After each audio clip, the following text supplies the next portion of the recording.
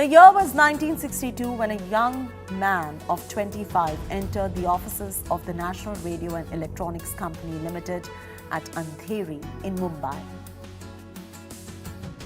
9 years later, he was the director in charge of the company, and a decade later, the chairman of Tata Industries. In 1991, he succeeded Ratan Tata as the chairman of the Tata Group.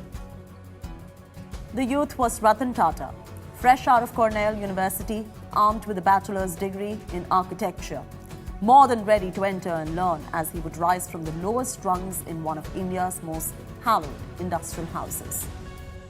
Today, Tata's contribution to India's largest conglomerate and to the nation's economy has been second to none.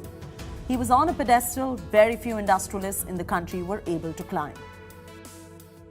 Though he had a magic surname, young Ratan had a tough act to follow, that of his predecessor Jamsetji Tata, Ratan Tata, and finally the iconic GRD.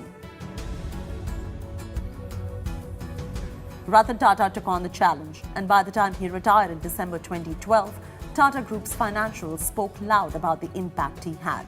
During his tenure, the group revenues grew manifold, totaling over $100 billion in 2011-2012.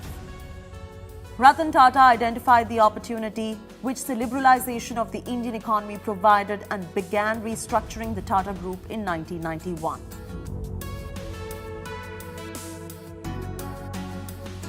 Under his leadership, the group acquired high-profile international brands like Tetley Tea, Daewoo, Soros Steel, Jaguar Land Rover. He was also the man behind Tata Nano, the company's small car project, which he hoped would give wheels to the middle class. The journey, however, was not easy and tested his mettle at every turn. First, he had to deal with the Sardaps, a legacy left by his uncle Ratan Tata. Rusi Modi lorded over Tata Steel. Darbari Seth was the final voice at Tata Tea and Tata Chemicals. Ajit Kerkar was the force behind Indian Hotels, and Nani Palkiwala was the man behind ACC.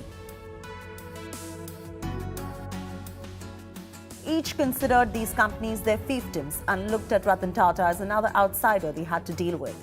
6 years after taking over as the Tata Group chairman, all four of them resigned. Tata also wielded the broom on several companies. He exited cement, textiles, cosmetics, and focused his energy on software, telecom, finance, and retail. Finally, after serving as the group chairman for 21 years, Tata retired in December 2012. He had spent 50 illustrious years with the Tata Group. An avid aviator, Tata was awarded the Padma Vibhushan, the country's highest civilian honour, by the Government of India in 2008. The humble industrialist was also known for his philanthropic work.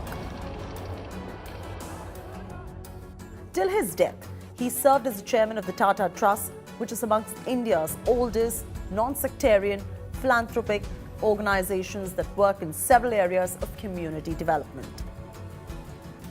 The proudest moment for him, perhaps in recent years, was bringing Air India back home to the Tata fold. And while he aimed to touch the skies, his other love was dogs. Doors of even the Bombay house were open to strays all day long. Bureau Report.